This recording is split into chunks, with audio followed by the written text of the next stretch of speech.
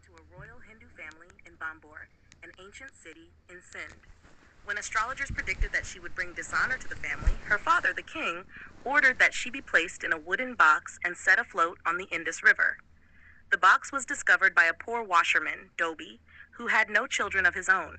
He took Sasai home and raised her as his daughter. Over the years, she grew into a woman of extraordinary beauty. Punho hears about Sasai, a prince from the Makran region, present-day Balochistan, heard of Sasai's unmatched beauty from travelers and poets.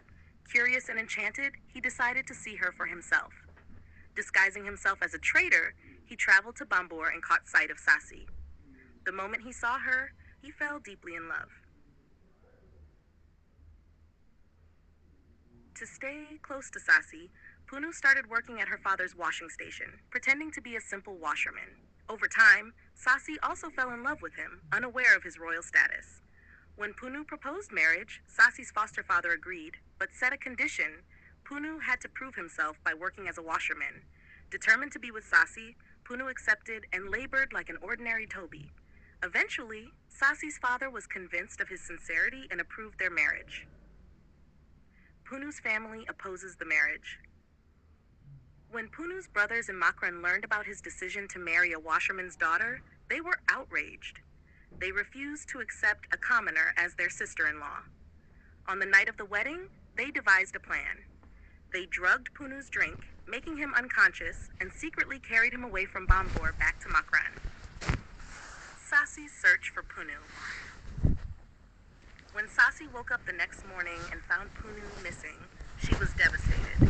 Without a second thought, she set out on foot towards Makran, determined to find him. She walked tirelessly through the burning desert, her feet blistered, her throat parched, but she kept moving forward, calling out Punho's name. Sasai's death in the desert. During her journey, she encountered a shepherd.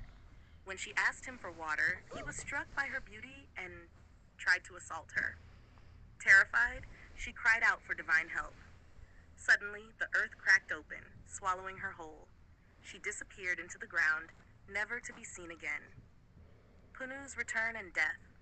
When Punho awoke in Makran and realized what had happened, he ran away from his family and rushed back toward Bambur to find Sasai. As he crossed the same desert where Sasai had vanished, he called out her name in agony. Finally, he collapsed in exhaustion. At that moment, the earth split open again, taking him as well, reuniting him with Sasai in death. Thus ended the tragic love story of Sasai and Punho, two lovers